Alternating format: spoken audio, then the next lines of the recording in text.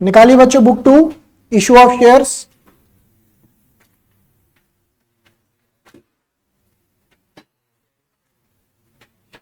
निकालिए book 2 issue of shares.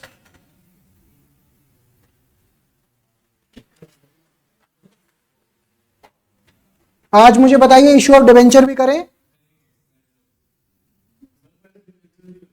नहीं नहीं नहीं, सीक्वेंस ज्यादा बेटर रहेगा, शेयर्स फिर डिबेंचर्स। आइए शुरुआत करते हैं।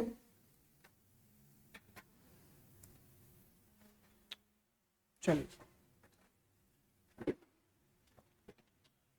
स्टार्टिंग में आप नोट्स में देखेंगे तो बहुत ही सिंपल थ्योरी गिवन है।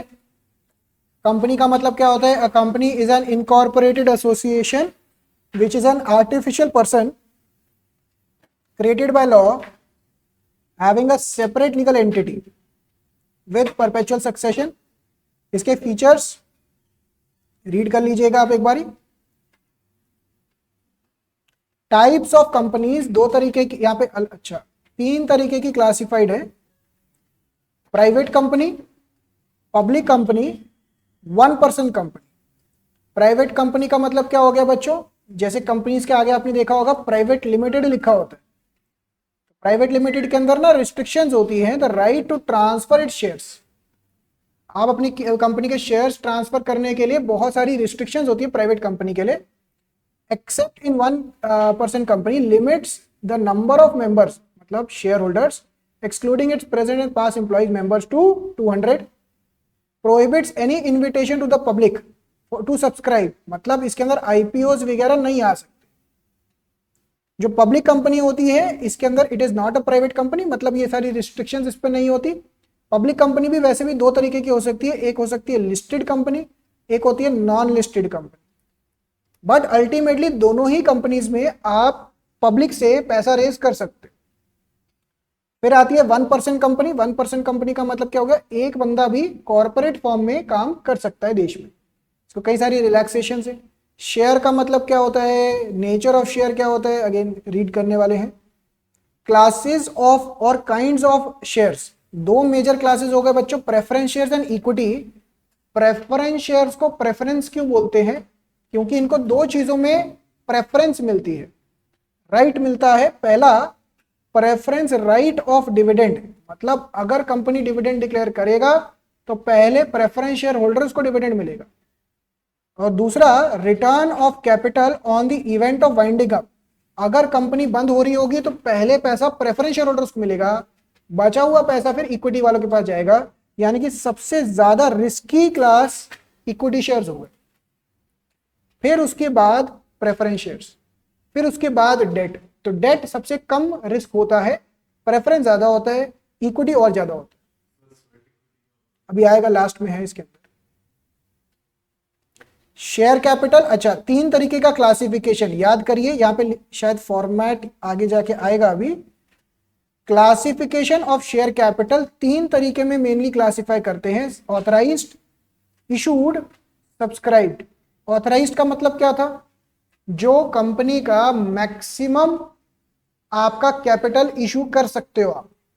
सिद्धार्थ इधर फोकस करिए आप। जो आपका मैक्सिमम इशू कर सकते हो आप, उस लिमिट को बोलते थे authorised.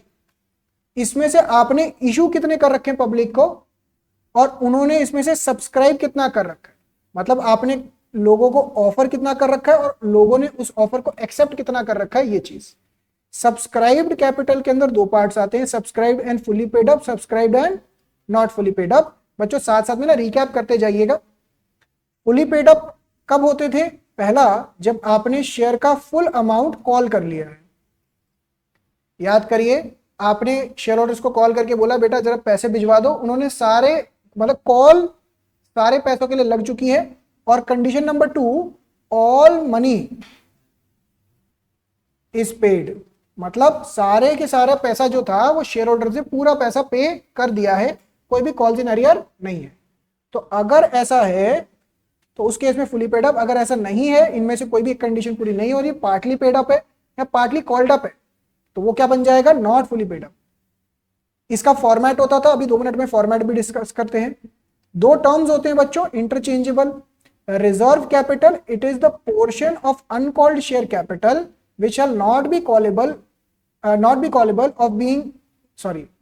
capable of being called up except in the event and for the purpose of company being wound up. तो रिजर्व कैपिटल का मतलब ऐसा कैपिटल जो आपने अपनी सेफ्टी के लिए रखा हुआ है, इन दी इवेंट अगर फर्म कंपनी बंद हो गई तो आप ये शेयर होल्डर को बोलोगे भाई साहब वो बचा हुआ पैसा दे दीजिए, हमें इन कामों में इस्तेमाल करना है।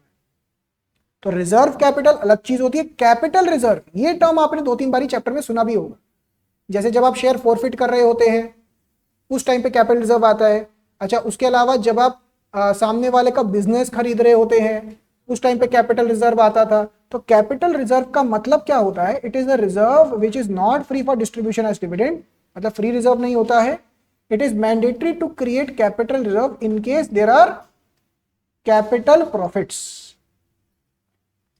earned by the company. Reserves which are created out of capital profits are not readily available for distribution of dividend. ये तो पढ़ लिया ऑलरेडी। जैसे बच्चों यहाँ पे क्या एग्जांपल हो सकता है? जब आपने पार्टली पेड शेयर्स को फोरफिट कर दिया है, जब आप शेयर्स को पार्टली पेड शेयर्स को फोरफिट कर देते हैं तो जितना पैसा आपको फोरफिट करने के बाद जब आप री इशू कर देते हैं, जब फोरफिट करने के बाद आप री इशू कर देते हैं तो बचा हुआ बैलेंस आपका कैपिटल रिजर्व में चले जाता। याद आता है हमें ये? तो इस तरीके से कैपिटल रिजर्व रिजर्व कैपिटल में छोटा सा डिफरेंस है। डिस्क्लोजर, ये वाला जो डिस्क्लोजर का हम डिस्कस करने जा रहे हैं ये आपका चैप्टर 1 में भी आ सकता है और बुक 3, जहां पे आपका बैलेंस शीट और पीएनएल का as per company accounting format होता था और वहां पे आपसे डिस्क्लोजर की रिक्वायरमेंट्स मांगी जाती थी। बताओ ये कहां पे आएगा, वो कहां पे आएगा? तो disclosure requirement as per schedule 3 part 1 of companies act 2013 आपका कंपनी का बैलेंस शीट का एक पूरा फॉर्मेट होता है। यहां पे मैंने इस वाले चैप्टर में शायद इस वाले चैप्टर में नहीं डाला, आगे वाले चैप्टर में आएगा। तो equity and liability main heading, इसका सब हेडिंग हो गया शेयर होल्डर्स फंड्स, सब हेडिंग के अंदर सब हेडिंग हो गया शेयर कैपिटल। अगर आपको थोड़ा सा याद हो तो 4 मेजर हेडिंग्स होती थी: share holder fund, amount money received, allotment pending, non current liabilities, current liabilities. तो शेयर होल्डर फंड जो है इसमें से शेयर कैपिटल के अंदर डिस्क्लोजर की बात चल रही है। अब जब इसके अंदर डिस्क्लोजर की बात चल रही है, ये रहा इसका फॉर्मेट एज पर शेड्यूल 3। तो बच्चों इसके अंदर 3 मेजर पार्ट्स आते हैं: ऑथराइज्ड, इशूड, सब्सक्राइब्ड। ऑथराइज्ड का मतलब हम डिस्कस कर चुके हैं, मैक्सिमम लिमिट। इशूड का मतलब क्या हुआ? इसमें से हम कितना इशू करना चाह रहे हैं, पब्लिक को ऑफर कर रहे हैं। सब्सक्राइब्ड कैपिटल का मतलब क्या हुआ? लोगों ने इसमें से कितना सब्सक्राइब किया है, यानी कि वो रेडी टू बाय। सब्सक्राइब के अंदर भी 2 पार्ट आते थे, fully paid up and not fully paid up. बच्चों फुली पेड अप का मतलब क्या था कि आपने पूरा कॉल कर दिया है और पूरा पैसा मिल भी गया है। इनमें से कोई भी कंडीशन पूरी नहीं हुई तो वो पार्टली पेड अप में आएगा। पार्टली पेड अप में से माइनस होता था क्या? Calls in arrear, calls in arrear minus हो जाता था। और फॉरफिटेड शेयर्स जो होता था इसको हम अलग से दिखाते थे। तो अगर आप यहाँ पे देखेंगे तो यहाँ पे 3 कैटेगरीज आ गई। एक तो fully paid up, not fully paid up. Not fully paid up में से कॉल्स इन अरियर माइनस होता था। अच्छा, कॉल्स इन अरियर का मतलब क्या होता था? जो आपने कॉल लगा दिया है बट बच्चा पैसा नहीं दे रहा है, calls in arrear. Share forfeited का मतलब क्या था कि आप उसको बार बार कॉल करे जा रहे हो, बदतमीजी दिखा रहे हैं, भाई जब्त कर लिए शेयर। अब आपके वो शेयर कैंसिल आउट हो गए। जब आप उसको री इशू करेंगे तो वो वापस या तो यहां चले जाएंगे या यहां चले। याद आ रहा है थोड़ा थोड़ा? तो इन सबको एड अप करेंगे तो ये वाला अमाउंट जो होता था ना, नॉट इशूड, नॉट ऑथराइज्ड, ये वाला बैलेंस जो होता था ये बैलेंस शीट में दिखाई देता। याद आ रहा है बच्चों? क्लियर हो रहा है ये वाला पॉइंट? अच्छा, इसके अंदर 1-2 पॉइंट्स और भी हैं, वो भी आगे आ जाएंगे, कॉल्स इन एडवांस वगैरह देखते हैं। एक एक करके बच्चों जर्नल एंट्रीज रिकॉल करते हैं। अच्छा, इस चैप्टर में ना खास बात क्या है, देखिए इसके अंदर प्रैक्टिस ज्यादा डिमांड है। अगर आपको मैं जर्नल एंट्रीज रिकॉल कराऊंगा ना, जर्नल एंट्रीज रिकॉल करने में आपको इतनी दिक्कत नहीं आएगी, बट जब तक आपने इसके क्वेश्चन प्रैक्टिस नहीं करे होंगे ना आपको दिक्कत रहेगी। इसके अंदर हालांकि मैं प्लान ये करके आया हूं कि आपको आखिरी के जो कॉम्प्रिहेंसिव इलस्ट्रेशंस हैं वो होमवर्क में, मतलब वो इंपॉर्टेंट दे दूंगा, एक आधी क्वेश्चन आपने यहाँ पे बैठ के कर लिया, बट डिपेंडिंग अपॉन इंडिविजुअल आपका कहाँ पे है ये चैप्टर, जैसे कुछ बच्चे को फॉरफीचर रीइश्यू में दिक्कत आ रही है, आपको उसके हिसाब से अपने हिसाब से प्रैक्टिस का लेवल बढ़ाना या घटाना पड़ेगा। अदरवाइज अगर आपको इसके कॉम्प्रिहेंसिव हो पा रहे हैं एंड वाले वो जो इलस्ट्रेशन है, तो आपका ये चैप्टर एक लेवल पे सही है। आइए एक एक करके जर्नल एंट्रीज में सारी रिकॉल करवा देता हूं। अमाउंट पेबल इन लमसम, बच्चों मुझे ये बात बताओ, एक कंपनी है, कंपनी और ये रहे शेयर होल्डर्स, कंपनी इनको शेयर्स इशू करती है और उसके बदले में शेयर होल्डर्स इनको पैसा देंगे।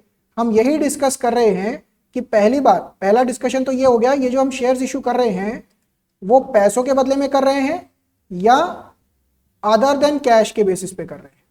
पहला ब्रॉड क्लासिफिकेशन तो यही होता है। अगला ब्रॉड क्लासिफिकेशन होता है कि जो पैसों के बेसिस पे कर रहे हो, ये पैसा हमें कैसे चाहिए, लमसम के बेसिस पे चाहिए या इंस्टॉलमेंट। पेपर में आपके इंस्टॉलमेंट ही आएगा, लमसम में कुछ होता ही नहीं है।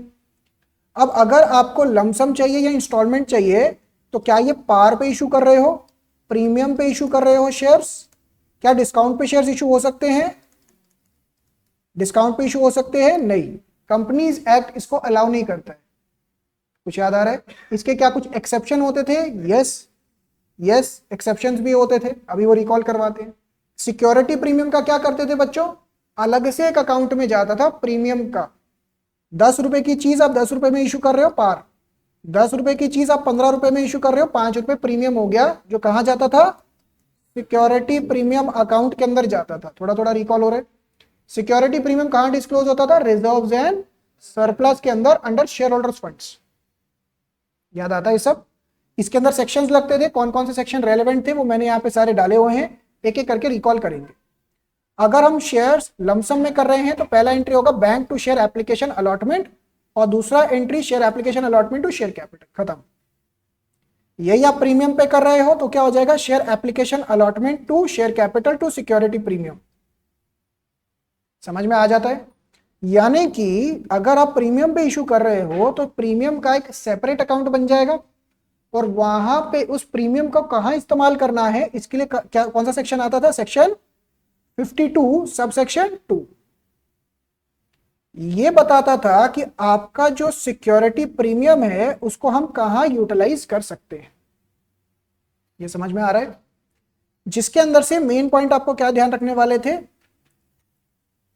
1 2, अच्छा इसके अंदर 5 पॉइंट्स होते हैं, एक शायद है नहीं यहाँ पे। Providing premium payable on redemption of any redeemable preference shares और ऑन एनी डिबेंचर्स। तो ये डिबेंचर के चैप्टर में दोबारा से काम आएगा। क्या मतलब, जो आपका सिक्योरिटी प्रीमियम है बच्चों इशू के टाइम पे, ये आपका कहां इस्तेमाल हो सकता है, एज पर सेक्शन 52 सबसेक्शन 2। इसके 5 अलग अलग जगहों पे अलाउड है, जिसमें से एक जगह क्या था, premium on redemption of debentures, वो आपके लिए 12th स्टैंडर्ड में रेलेवेंट है। प्रेफरेंस शेयर्स वगैरह बाकी सब आपके लिए अभी रेलेवेंट नहीं है, अभी रेलेवेंट नहीं है, ठीक है ना। हाँ ये भी हो सकता है, discount allowed on issue of securities, ये भी डिबेंचर्स के चैप्टर में दोनों आ जाएंगे।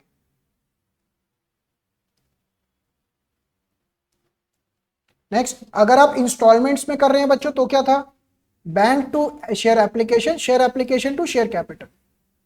फिर सीक्वेंस अलॉटमेंट में क्या होता था, रिवर्स हो जाता था बच्चों। अलॉटमेंट में ये सीक्वेंस रिवर्स हो जाता था, पहले ड्यू होता था फिर रिसीव होता था। अच्छा अगर क्वेश्चन में कुछ नहीं लिखा तो प्रीमियम किस पे मानते थे, एप्लीकेशन पे, अलॉटमेंट पे, कॉल्स पे, अलॉटमेंट पे आता था। समझ में आता है बच्चों ये? तो अगर क्वेश्चन में कुछ नहीं लिखा हो और प्रीमियम पे है तो प्रीमियम किस पे माना जाता था, अलॉटमेंट पे।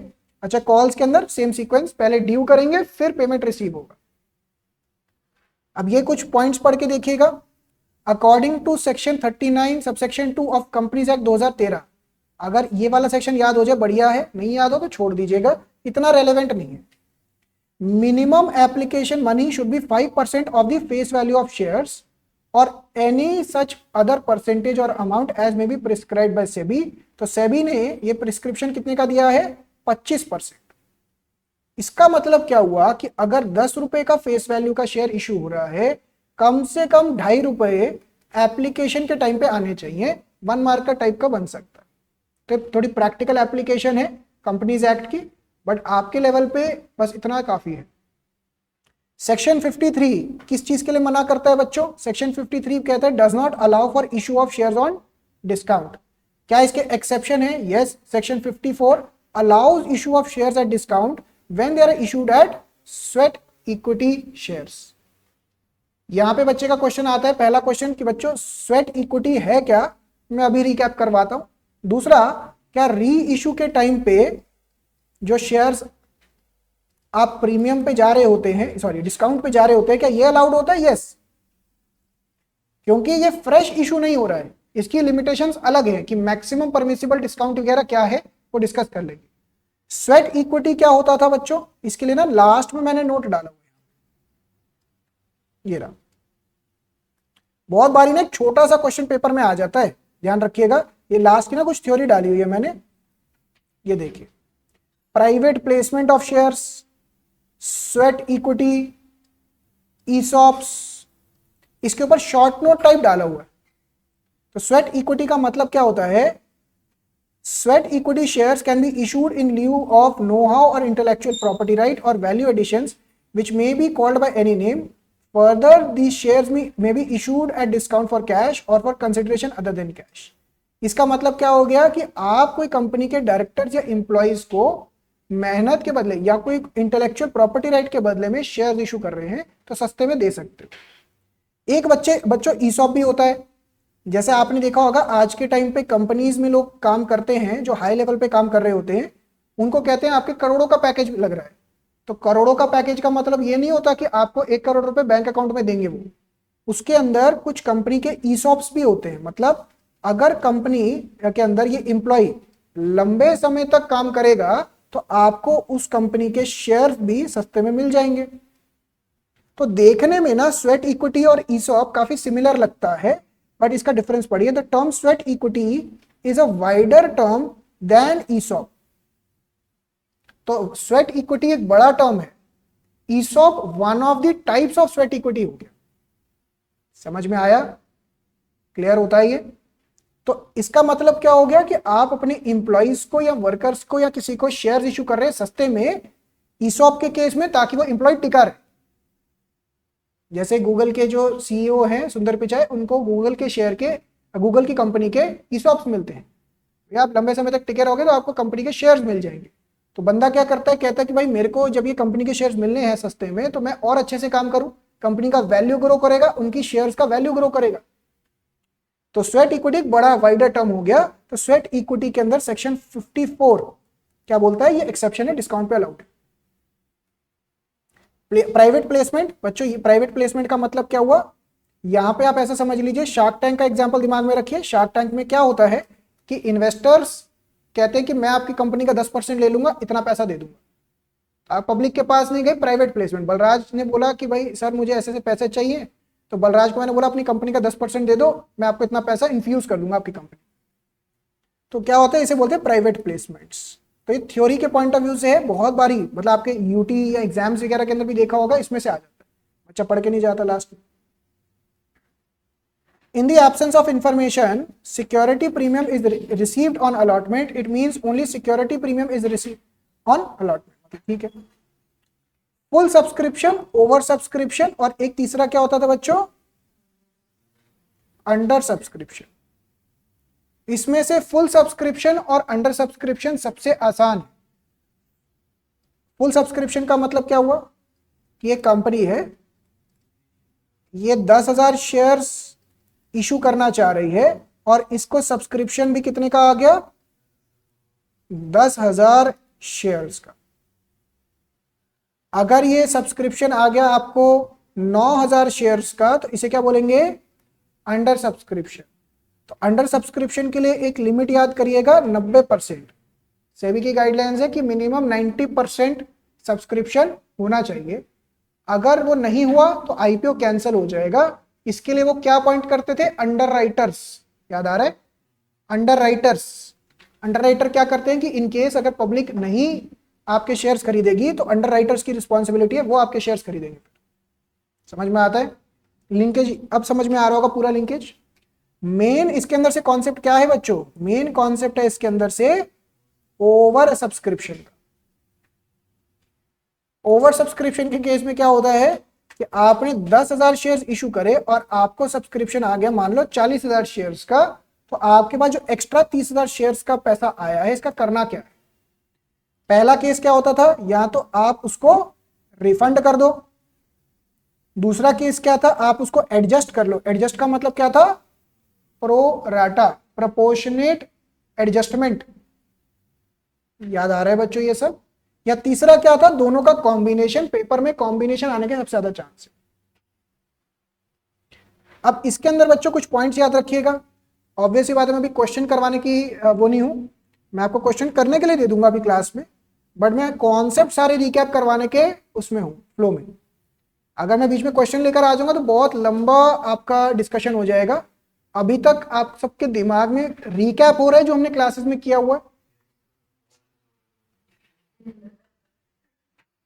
Treatment of excess application money on pro rata. अब बच्चों याद करिए, प्रोरेटा का मतलब आपने 10,000 शेयर्स के लिए एप्लीकेशन मांगी थी, आपके पास 40,000 शेयर्स पे आ गया, इंटू 3 कर दीजिए। मान लो एप्लीकेशन का 3 रुपीज हो गया, तो 1,20,000 और 30,000, तो एक्स्ट्रा कितना आ गया हमारे पास? 90,000। क्वेश्चन में लिखा है प्रोरेटा एडजस्टमेंट करना है और कुछ नहीं लिखा। मतलब अगर क्वेश्चन साइलेंट है तो आप ये 90,000 रुपए कहां तक एडजस्ट करेंगे?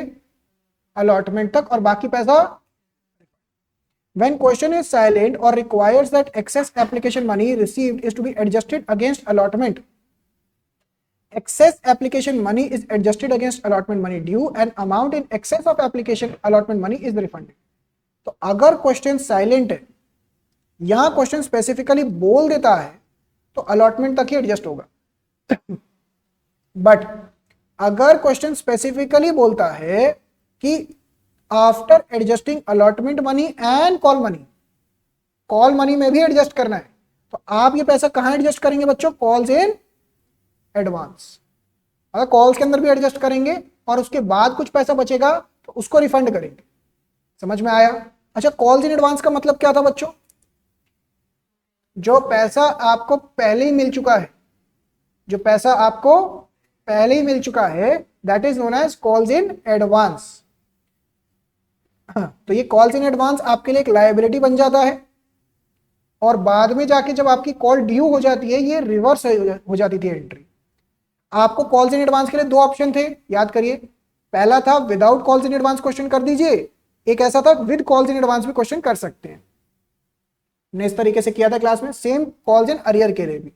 तो अगर आपको पेपर में कोई भी कंफ्यूजन रहे कि calls in arrear calls in advance open करना है या नहीं करना है, आप नीचे असम्पशन डाल दीजिएगा, we have used calls in arrear calls in advance in the question, मतलब ये ओपन करके कर रहे हैं। अब इसके अंदर बच्चों प्रो राटा ये वाला बड़ा खतरनाक था। याद करिए ये कॉन्सेप्ट क्या था हमारा, एक वो बंदे का नाम था ना इसके अंदर, मैंने समझाया था। हाँ रमेश, यस यस यस, ऐसा कुछ था।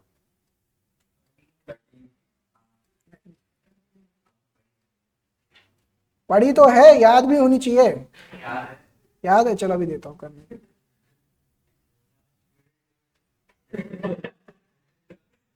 रमन रमन रमन।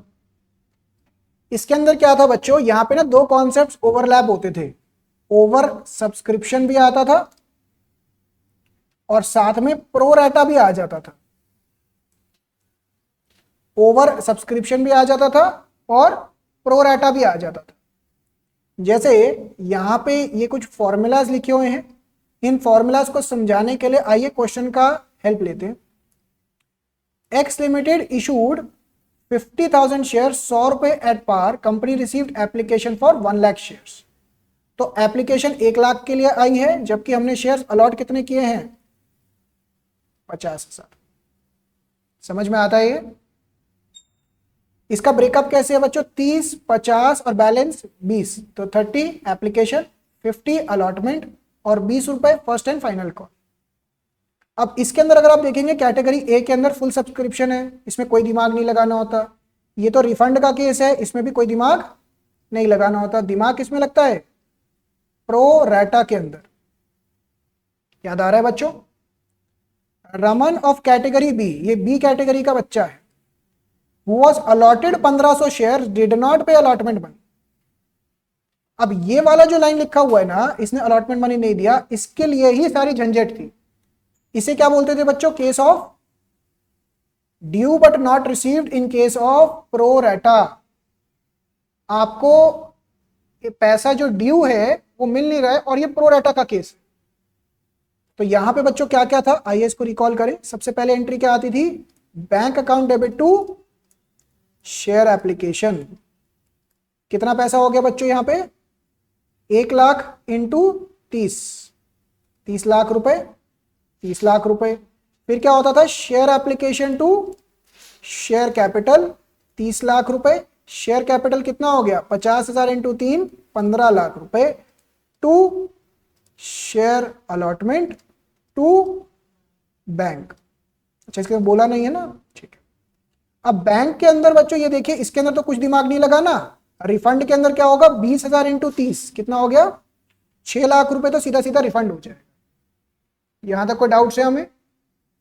मेन आपको दिमाग कहां लगाना है, ये प्रो रैटा के अंदर, इसी में दिमाग खर्चा होगा। बताइए, मैं थोड़ा शॉर्ट में कर रहा हूं, सारे कैलकुलेशन डिटेल में नहीं लेके जा रहे। हमें 15 लाख रुपए मिल गए हैं, जबकि हमारा बनता कितना था, 6 लाख रुपए। ये कैसे निकाला बच्चों, 50,000 इंटू 30, 20,000 इंटू 30, तो हमारा एक्स्ट्रा कितना आ गया, 9 लाख। समझ में आया यहां तक। मैंने बोला बेटा बताओ जरा इसका क्या करना है, बच्चा क्या कह रहा है, सर अगले महीने की फीस में एडजस्ट कर लो। तो 50 इंटू 20,000 यानी कि अगले महीने की फीस तो 10 लाख बनती है, तो मैंने पूरा का पूरा 9 लाख रुपए कहां से एडजस्ट कर दिया, अलॉटमेंट के साथ ही एडजस्ट कर दिया। तो एक्सेस कुछ नहीं बचा, 9 लाख इधर चला जाएगा, 6 लाख का रिफंड हो जाएगा। क्या यहां तक कोई दिक्कत, यहां तक समझ में आया। फिर मैंने बच्चे को अगले महीने फिर से कॉल लगाया, मैंने कहा बेटा जरा वो share allotment to share capital पैसा दे दीजिए।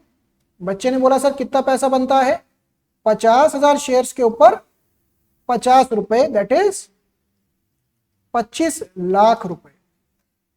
बोलिए हाँ या ना। अब बच्चा क्या बोलेगा, इसमें से कितने पैसे मैं पहले दे चुका हूं, 9 लाख रुपए वो पहले दे चुका है। तो अब मेरी एंट्री क्या आनी चाहिए थी, bank account debit to share allotment कितना रुपए, 25 लाख माइनस 9 लाख कितना, 16 लाख। तो बच्चों मुझे ये 16 लाख रुपए मिल जाने चाहिए थे, मुझे ये 16 लाख रुपए मिल जाने चाहिए थे, बट इसमें से एक बदमाश बच्चा निकला। ये बदमाश बच्चे का नाम क्या है, हाँ फैन फॉलोइंग सही में बहुत है बलराज आपकी, रमन। तो ये रमन निकले। रमन क्या, रमन एक कैटेगरी बी के बच्चे हैं। और ये लाइन क्या लिखी हुई है, इसी चीज को आपको समझना है, जिसके लिए मैंने पूरा क्वेश्चन रिपीट किया है। इसकी कैलकुलेशन मैं डिटेल में लेके जाता हूं, ध्यान से सुनिएगा। अब बच्चे से 16 लाख रुपए आने थे, क्या बच्चे ने 16 लाख रुपए पूरा दे दिया, नहीं। तो बाकी का हिस्सा क्या हो जाएगा, कॉल्स इन अरियर। अब ये कॉल्स इन अरियर कितना है, यही निकाल रहे हैं। यहां तक क्वेश्चन जा रहा है दिमाग में, यहां तक क्वेश्चन जा रहा है दिमाग में।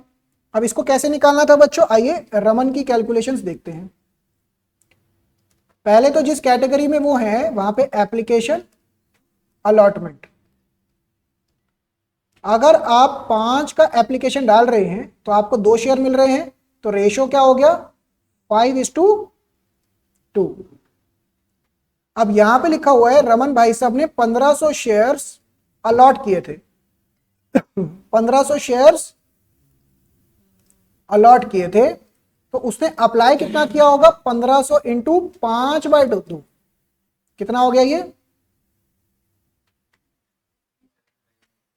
3750। तो उन्होंने अप्लाई किया 3750 के लिए, उनको अलॉट कितने हुए, 1500। ये बात समझ में आया। अब बच्चों मुझे ये बात बताइए, एप्लीकेशन के अगर पैसों की बात करें तो 3750 इंटू 30 माइनस 1500 इंटू 30, मेरे पास एक्स्ट्रा पैसा कितना आ गया?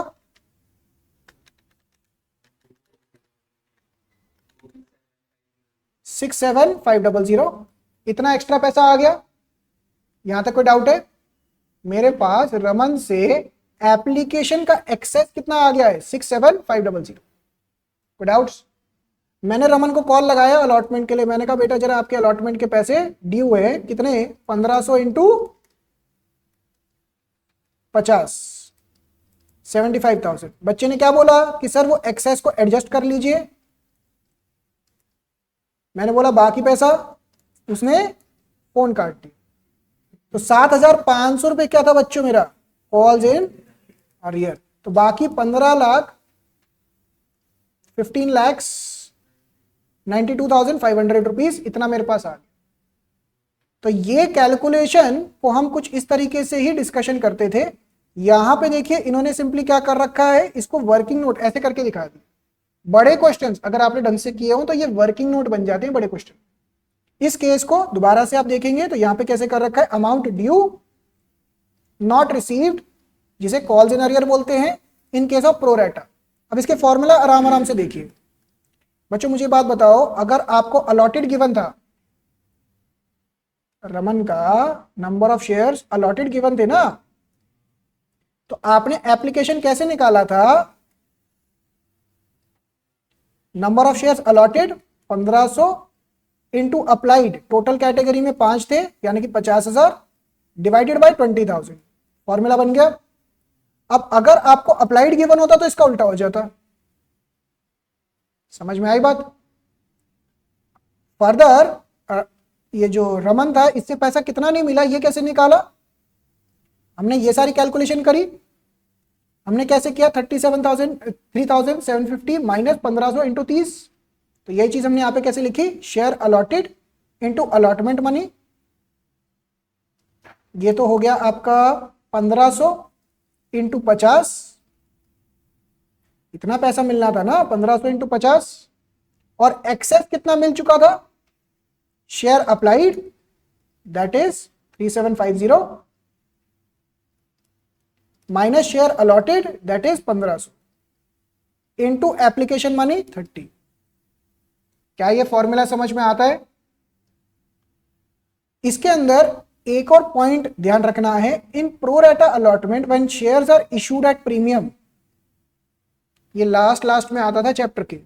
अगर प्रोरेटा का केस है, कॉल्स इन अरियर का केस है और इसमें प्रीमियम भी है, तो एक्सेस एप्लीकेशन मनी जो है is first adjusted towards share capital और उसके बाद बचा हुआ पैसा प्रीमियम में एडजस्ट होता है। ये स्टेटमेंट याद आता है? आपके पास जो ये एक्सेस 67,500 रुपीज आया, आपने इसको 75,000 के इसमें एडजस्ट किया। अब मान लीजिए 75,000 में से 50,000 फेस वैल्यू होता और 25,000 सिक्योरिटी प्रीमियम होता, तो यहां पे ये बोल रहा है स्टेटमेंट कि ये 67,500 पहले फेस वैल्यू में एडजस्ट होता, बचा हुआ पैसा सिक्योरिटी प्रीमियम में एडजस्ट होता। कुछ याद आ रहा है? ये फॉरफीचर में बहुत मेजर रोल प्ले करता है। याद आ रहा है? अगर याद नहीं आ रहा तो अभी क्वेश्चन के थ्रू रिकैप होगा। एक आधा मैं इसके अंदर ना क्वेश्चन देता हूं ताकि थोड़ा आपका अटेंशन वापस आए।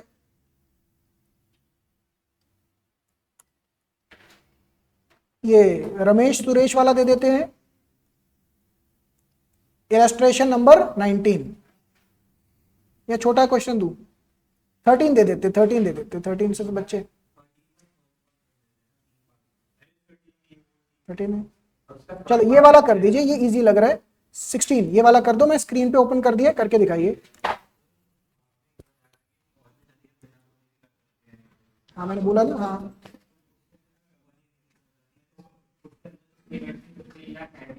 हाँ तो पूरी एंट्री इससे हो जाएगी।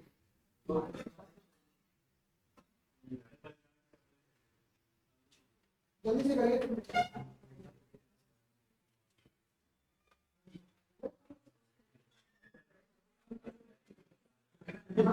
क्वेश्चन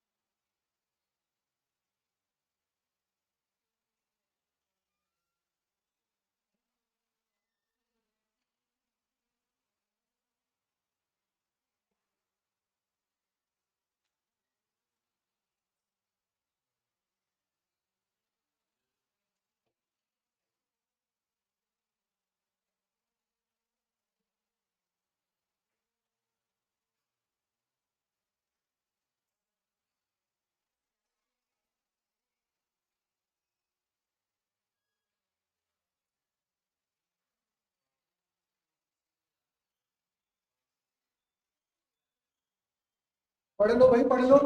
हाँ जी, हेलो, बाद में कर लेना।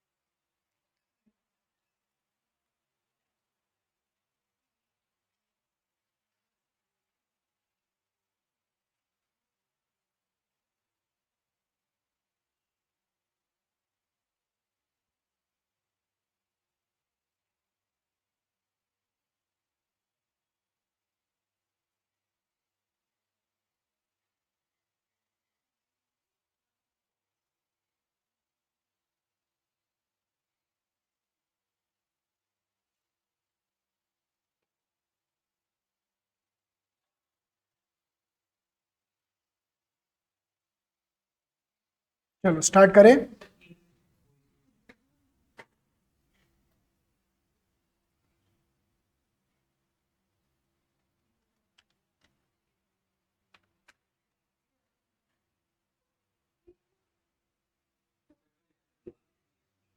ये तो वार्म अप के लिए थोड़ा अटेंशन बना रहता है ना, वरना अटेंशन स्पैन गिर जाता है, बच्चे सो जाते हैं।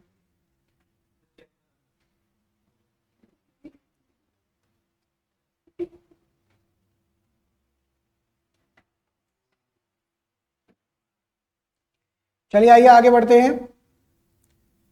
Preparation of cash book. बच्चों ये बड़े ध्यान से पढ़िएगा, अगर बाई चांस आपके क्वेश्चन में लिखा है कि ऑल्सो प्रिपेयर कैश बुक, तो ये 11वीं क्लास में आपने कैश बुक का कॉन्सेप्ट किया था। जितनी भी कैश रिलेटेड ट्रांजैक्शन है अगर बैंक वाली, वो सारी कहाँ चले जाएंगी, सारी कैश बुक में चले जाएंगी, और बाकी बची हुई ट्रांजैक्शन नॉन कैश वाली सारी जर्नल प्रॉपर में चली जाएंगी। तो ये बड़े ही ध्यान से आपको समझनी है बात कि जितनी भी जो अब जब भी आपको कैश बुक बोला जाए तो जितनी भी कैश वाली ट्रांजैक्शन है वो सारी कैश बुक में जाएंगी प्लीज, और जो भी नॉन कैश वाली है वो जर्नल प्रॉपर में। अच्छा ये देखिए, कॉल्स इन अरियर्स, वो पैसा जो आपको अभी तक मिला नहीं है। कॉल्स इन एडवांस जो आपको स्टार्टिंग में पहले ही मिल गया है। कॉल्स इन अरियर डिस्क्लोज कहाँ होता है, shareholder fund, share capital में से subscribed and not fully paid up में से माइनस। बट कॉल्स इन एडवांस कहां जाता है बच्चों, this amount is shown on liability side of the balance sheet as a separate item under the head share capital but is not added to paid up capital. हाँ मेरे को भी ये गड़बड़ लग रही है, ये वाला स्टेटमेंट ठीक नहीं लिखा है, रुकिए इसको हम बुक में से चेक करते हैं।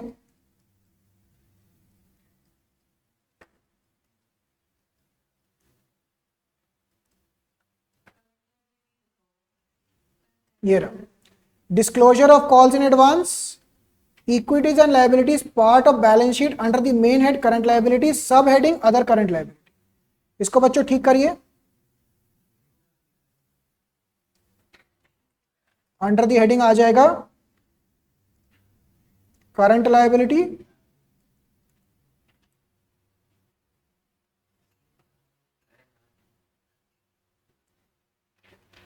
सब heading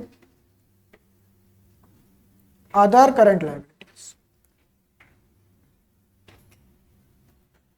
next, issue of shares for consideration other than cash.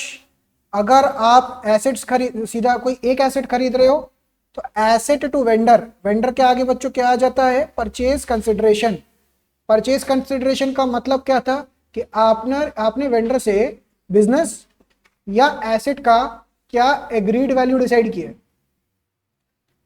अगर आप उसके अगेंस्ट क्या परचेज कर रहे हो, कोई बिजनेस परचेज कर रहे हो, तो एंट्री क्या आ जाएगा, sundry asset to liabilities to vendor with the purchase consideration. अब बच्चों अगर मैं एसेट में से लायबिलिटी माइनस कर दूं, इसे क्या बोलते हैं, नेट एसेट्स, और वेंडर को हम क्या पे कर रहे हैं, परचेज कंसिडरेशन। ठीक है ना। अब अगर ध्यान से समझिएगा, अगर बैलेंसिंग फिगर ऊपर की तरफ आ रहा है मतलब डेबिट साइड पे, तो उसे गुडविल बोलेंगे। मतलब क्या हुआ, point number 1, when purchase consideration is more than the net assets, balancing figure goodwill बन जाएगा।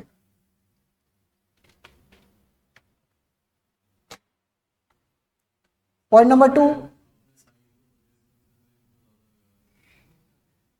हाँ तो वही बोला ना मैंने कि अगर परचेज कंसिडरेशन मान लो 100 रुपए का है और इन दोनों के बीच का डिफरेंस 80 रुपीज का है, तो डिफरेंस गुडविल का बचा ना।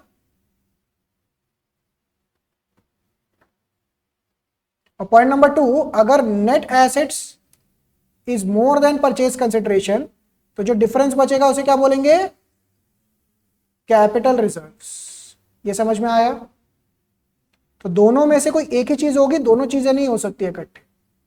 यही चीज 1 मार्कर के हिसाब से भी आती है, यही चीज यहां पे भी लिखी हुई है सेम। नेक्स्ट, जब इसको वेंडर को शेयर्स इशू करेंगे, वेंडर टू शेयर कैपिटल या vendor to share capital to security premium. अगर आपने कुछ कैश वगैरह भी दिया है तो टू कैश भी आ सकता है। और आपको ये वाली कैलकुलेशन कि कितने नंबर ऑफ शेयर्स इशू किए हैं ये करके दिखानी है पेपर। हाँ, अगर आपका 10 रुपए का फेस वैल्यू है, 2 रुपए प्रीमियम है, तो 12 रुपए से डिवाइड करेंगे, इससे नंबर ऑफ शेयर्स आ जाएंगे। इसके अलावा इशू ऑफ शेयर्स प्रमोटर्स को भी करे जा सकते हैं या अंडर राइटर्स को भी। प्रमोटर्स के लिए क्या एंट्री हो जाएगी, इनकॉर्पोरेशन एक्सपेंस या preliminary expense to promoters, promoters to share capital, और अंडर राइटर के लिए underwriter commission to underwriters, underwriter to share capital. Main topic four feature, ये बच्चों को काफी तंग करता है। आइए इसको आराम आराम से थोड़ा सा पिक करते हैं। Forfeited shares, it means cancellation of shares and seizure of shares of amount received from defaulting share holders. बच्चों इसके अंदर क्या एंट्री होती है, जब हमने शेयर्स फॉरफिट करे हैं when they are issued at par, तो एंट्री क्या हो गया, शेयर कैपिटल जो आपने कॉल किया था। मान लो 10 रुपए का शेयर है, 5, 3, 2, ये मिल गया, ये नहीं मिला, ये तो अभी कॉल ही नहीं किया, तो यहां पे आ जाएगा 8 रुपए। जितना पैसा मिल गया वो यहां,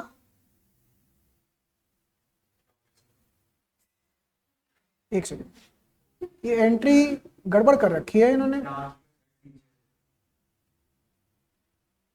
अच्छा, इन्होंने ऊपर नीचे सीक्वेंस बना रखा है, वेट। 5 रुपए चला जाएगा बच्चों फोर फीचर के अंदर। अगर शेयर अलॉटमेंट का पैसा नहीं आया तो वो इधर चला जाएगा, अगर वही कॉल्स के अंदर है तो इधर चला जाएगा। आपको ये भी ध्यान रखना है कि क्या कॉल्स इन अरियर अकाउंट आपने पहले ओपन किया था, अगर ओपन किया था तो यहाँ पे 2 कॉल्स इन अरियर आ जाए। समझ में आता है ये बात, इसकी जगह, ठीक है।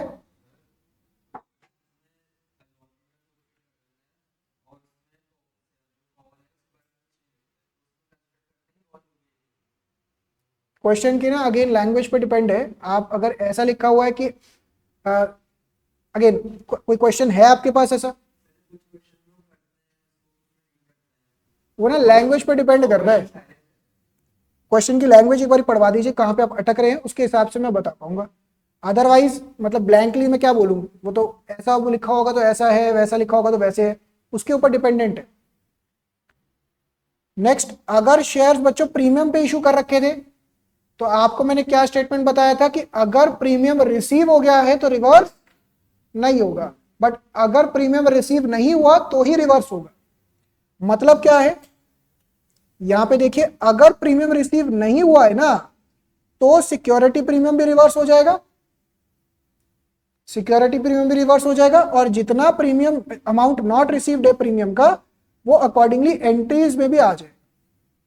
रूल क्या याद रखना है यहां पे कि अगर प्रीमियम इज रिसीव्ड तो उसका रिवर्सल नहीं होगा, बट अगर प्रीमियम रिसीव नहीं हुआ तो उसका रिवर्सल हो जाएगा। क्या समझ में आता है। अगला इसका आता है बच्चों reissue of forfeited shares.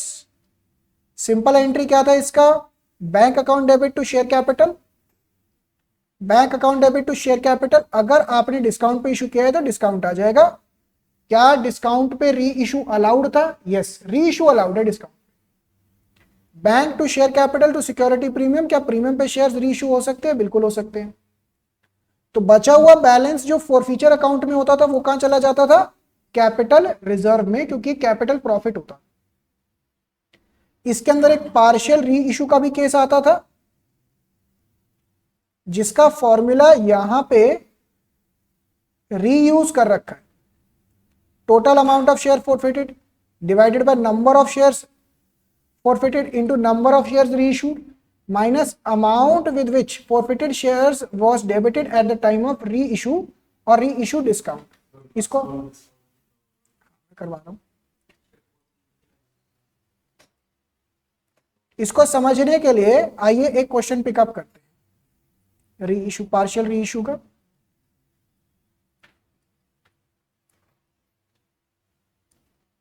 ये तो फोर फीचर आ गया ना रीइशू, ये रहा।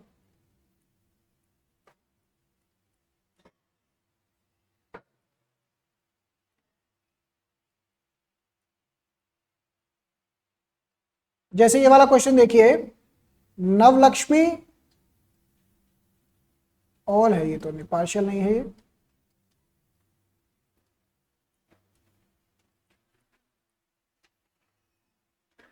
ये वाला देखो,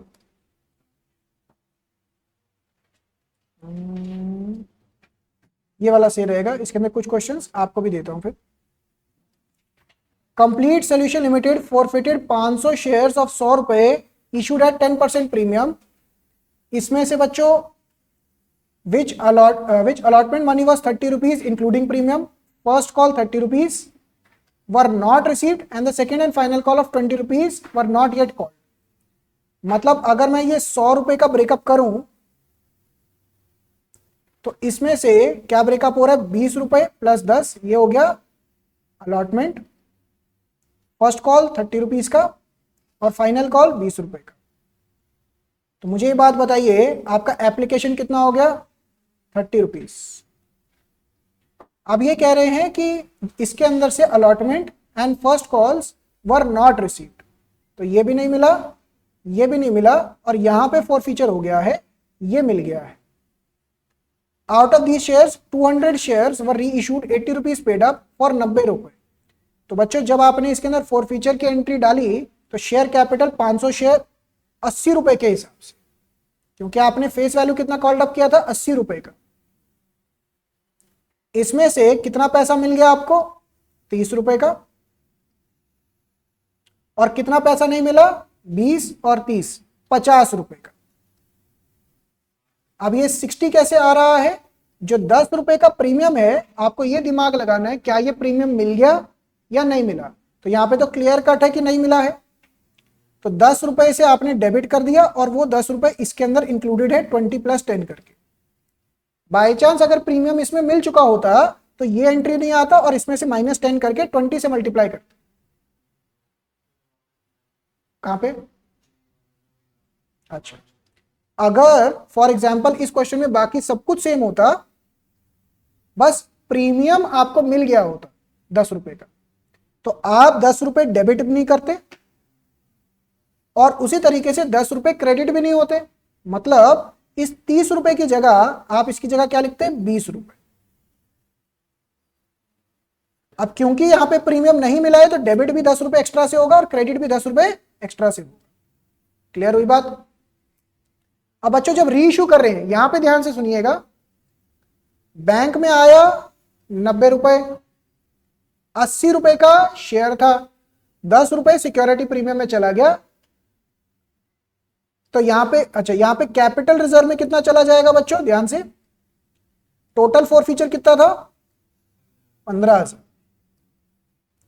कितने शेयर्स के ऊपर, और री इशू कितने किए, क्या आपने यहां पे कोई डिस्काउंट दिया, नहीं, तो ये फॉर्मूला यहां पे लिखा हुआ।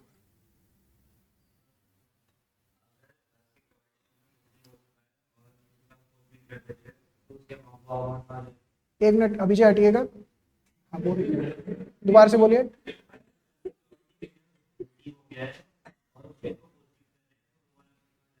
रिसीव हो गया, हाँ तो सिक्योरिटी प्रीमियम कहीं नहीं जाएगा ना। एक सेकेंड, इनका क्वेश्चन क्या है बच्चों कि अगर सिक्योरिटी प्रीमियम रिसीव हो, प्लीज अभिजय आप चले जाइए, अगर जाने तो डिस्टर्बेंस ना क्रिएट करिए।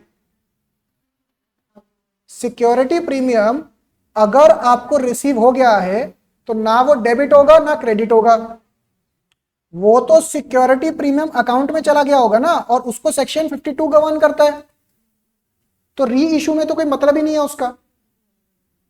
आया समझ में, ये वाला फॉर्मूला समझ में आया बच्चों।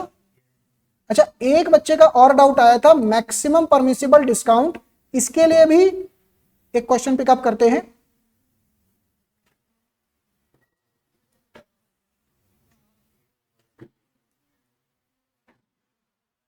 ये रहा,